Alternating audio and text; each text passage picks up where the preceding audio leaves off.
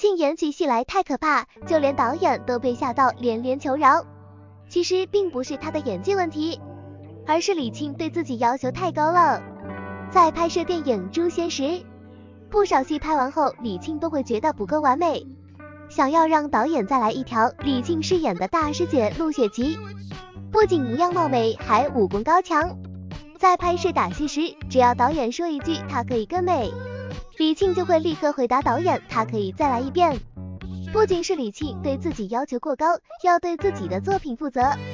还有杨紫已经给树立一个经典的陆雪琪形象，加上导演陈晓东曾经导演的作品，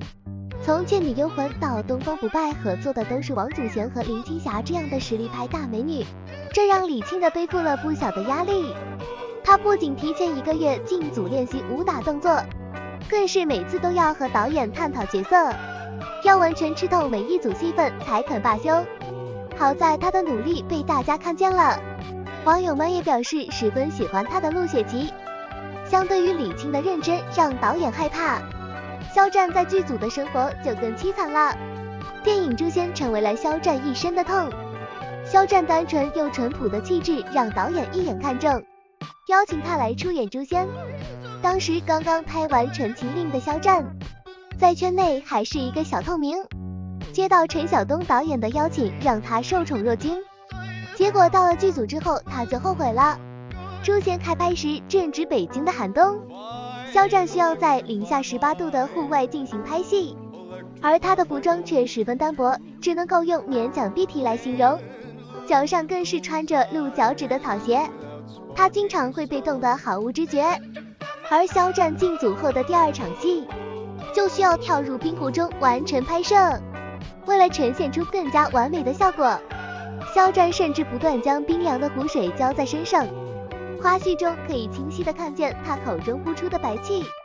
接受采访时，肖战也是忍不住表示，要是能多穿双鞋就好了。就连导演都表示肖战是剧组最辛苦的演员了，但这不是让肖战最担心的，导演的点名才让肖战心惊肉跳。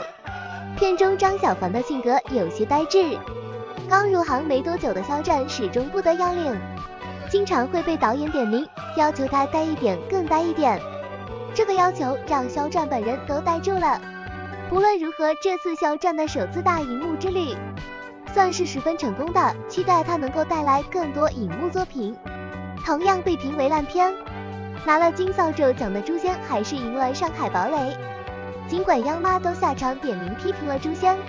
上海堡垒》3.6亿投资，只有1亿的票房，让不少人怀疑，难道是顶流明星没有号召力了吗？可1个月后上映的《诛仙》否定了这个说法，《诛仙》仅用5000万投资就赢得了4亿的票房，